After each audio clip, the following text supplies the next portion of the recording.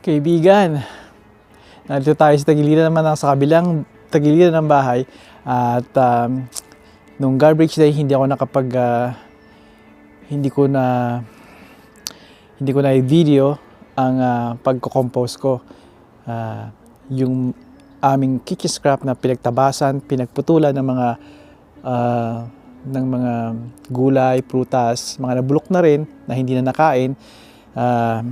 Iniipon namin, hindi namin binibigay sa city at dahil may sarili akong bin dito, kita nyo sa likod, diyan ko nilalagay yung mga kitchen scrap namin, yung mga nasira mga gulay at prutas nga o napagtabasan, napagbalatan at sinasamahan ko siya ng damo at kailangan moist, hindi nalulunod sa tubig, just moist.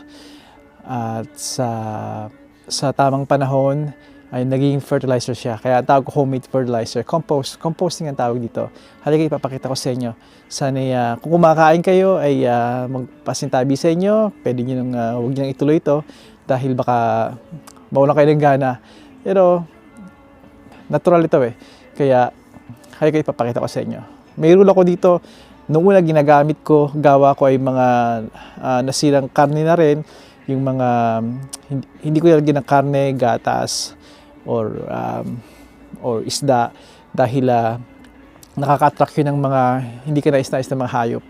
At although na-control ko yun sa pagkita pagtabo ng mga dahon, iniwasan ko pa rin yun dahil binibigay ko sa syudad, sa city, pick up ng basura yon sa compost. Pero ito, mga prutas at gulay, dinadala ko dito. Alright, ito na.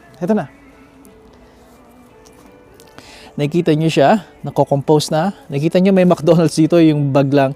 Ito ay bag compostable din yan. Alright? Tsaka yung pizza boxes.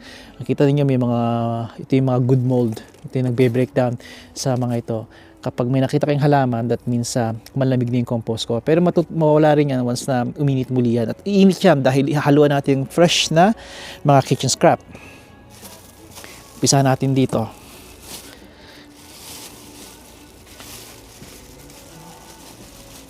Mangga, ubas. Ayan. Naku, mangga na naman ha. Alright. Lagay ko siya muna dyan. Ito at ito, nalala ko itong repolyo. Hindi namin naluto na ni Mrs. T. Or I think ito yung sobra. Niluto namin pero ayan.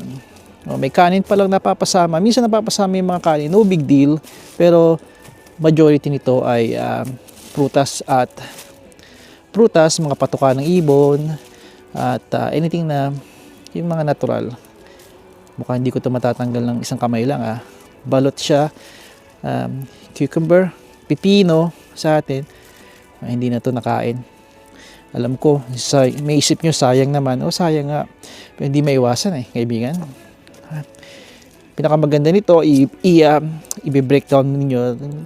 May pala ko, chop ko, the more na masugatan, the more na magkahiwa, magkaputol-putol, ay doon papasok yung bacteria para madaling ma-breakdown. Alright? Okay. Ito yung pinakang latest natin. Alright? Saging. Alright.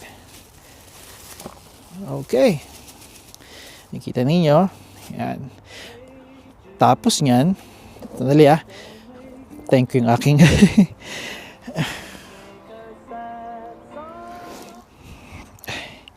okay, pinatay ko yung music ko. Alam kong si Yoko Ono ayaw niya mag-share ng music. Baka tayo ma-strike. Ay, ito. Ito yung dahon. Lalagay nyo lang yan dyan. Okay? Pinakamaganda niya, nahaluin nyo ng pala. Yung fork. Yung pitchfork ninyo. Hahaluin ninyo. The more na maghalo sila. Pero kung hindi naman kayo nagmamadali, katulad ko, ilagay nyo lang yan like a lasagna, patong-patong. Kitchen scrap, sa ibabaw, dahon, kitchen scrap, then sa ibabaw, dahon muli, patong-patong, sapin-sapin, kumbaga sa atin. Alright, yan na. Ito ilalagay ko, siguro kalahati nito. At pwede nyo lagyan ng tubig ulan. Huwag yung fresh sa gripo, dahil pag fresh sa gripo, may chlorine yun papatay niyan yung mga bacteria dito. Mga good bacteria mamamatay din. Kaya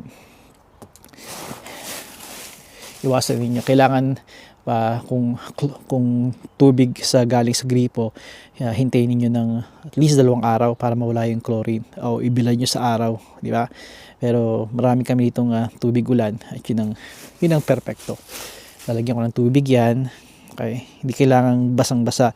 At kung punuin mo man yan, dahil may mesh tayo dito, go through lang yan dyan, kaya hindi magdadamsak. Alright?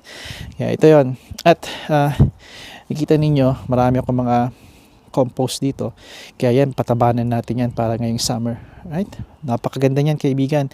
At sa ilalim nito, I think luto na. Pataba na rin yan. Kaya itong kalahati nito, fresh. Kaya maghihintay tayo ng 1 buwang mahigit bago magipataba muli ito.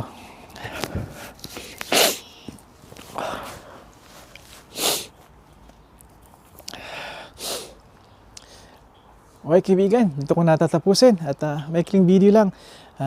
I hope lagi kayo nasa mabuting kalagayan.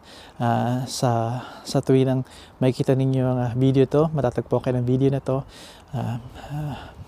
lagayan nyo lagi sa sarili ninyo dahil isa ito sa mga tunay na yaman natin at ang ating kalusugan. Ito at ito. Lalo na ito. Malusog ito. Susunod ng buong katawan. Hanggang sa muli kaibigan, patayon.